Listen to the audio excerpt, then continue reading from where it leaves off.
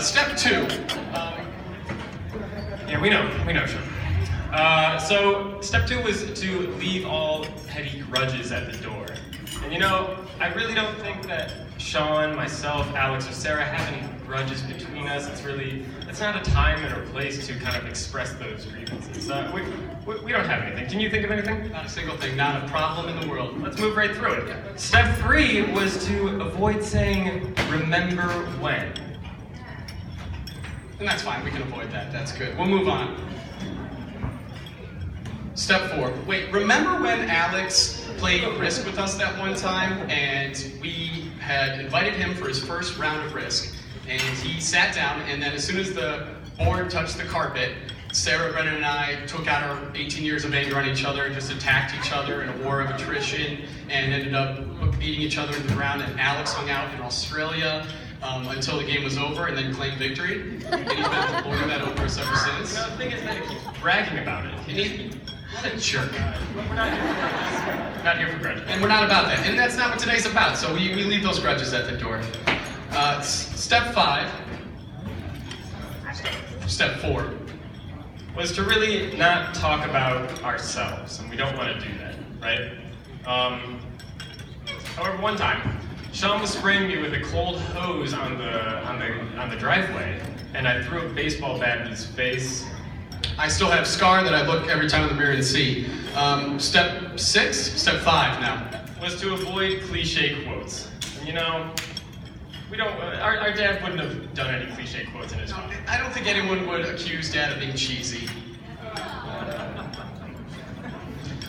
So yeah, I mean, and Sarah, you know, she is a wonderful girl. She's a chip off the old block. I'd say she's an apple that didn't fall far from the tree. But we want to avoid that kind of talk. I'm thinking about it now, though, and I really do think that Dad did live by one old adage. And that is, if at first you don't succeed, you tried, and then you tried again. Brendan thinks, you know, Brendan's whole childhood was adoption jokes, and now he thinks he was like the best example of a Finnegan, which is odd. That's a late bloom on the Step 6 is 2. Don't forget to mention the groom in your speech. You know, we feel strongly about this one. If our father were to be giving this Father of the Bride speech, we do think that he would attest to Alex's resiliency in his character. Because you need that in this family. There's going to be some harsh jokes. You got to be able to roll with the punches. And we're going to tell a story that has nothing to do with Alex at this point. So, we're going to tell a story about the first boy that Sarah brought to a family party. And Which happened to be the last boy that Sarah brought to a party for quite some time. A reunion did not go well for him. So Sarah brings a boy to a party, and the boy goes home, and he talks to his mother, and then the mother proceeds to give our father a phone call. And we're gonna role play that phone call for him. I have been cast as John Finnegan, and Sean has been cast as distraught mother number 1. The role I was meant to play. So ring ring! This is Bugs Bunny speaking. My son is in tears. He does not deserve to be treated that way. Who is Uncle Bob?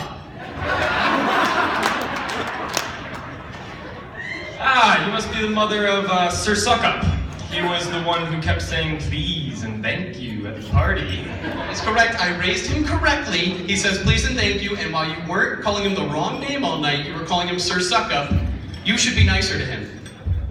Listen, lady, all he had to do was throw his shoes into the ceiling fan, and everything would have been all right. Things would have went smoothly. And scene for you guys.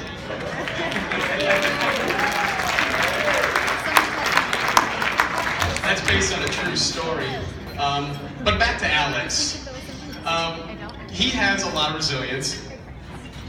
But yeah, in all seriousness, we really do appreciate all of Alex's characteristics. He's a calm but goofy guy at the same time. He's down to earth and every Real green thumb. and he's creative and he's caring.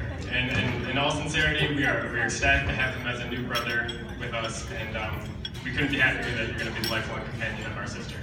So with that, we want to do a halftime for